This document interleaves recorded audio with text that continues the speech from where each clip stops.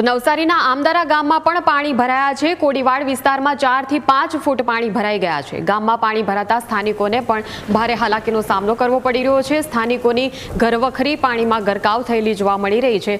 ગામના લોકોને પાણી ભરાતા એક મોટું નુકસાન વેઠવાની ફરજ પડી છે।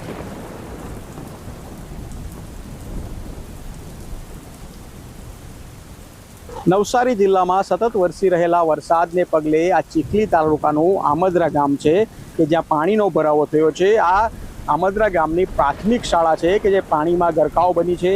આજે શાળામાં શાળા પ્રવેશ ઉત્સવ હતો, પરંતુ વહેલી સવારથી પડી રહેલા વરસાદને પગલે સમગ્ર જે આ કેમ્પસ છે તે પાણીમાં ગરકાવ થયું છે। સમગ્ર જે ક્લાસરૂમો છે તેમાં પાણી ભરાયા છે, જેને પગલે શાળામાં રજા આપી દેવામાં આવી છે। એ ઉપરાંત અહીંથી લગભગ 60 થી 70 જેટલા પરિવારોના ઘરોમાં પણ પાણી ભરાયા છે। વહેલી સવારથી પડેલા વરસાદ તેમજ પાણીના યોગ્ય નિકાલ માટેની જગ્યા ન હોવાના કારણે આ સમગ્ર જે વિસ્તાર છે આમદરાનો કોડીવાડ વિસ્તાર કે જે પાણીમાં ગરકાવ બન્યો છે। આપણી સાથે સ્થાનિક છે, એમની જોડે વાત કરીશું। પાણી ભરાવાનું કારણ શું?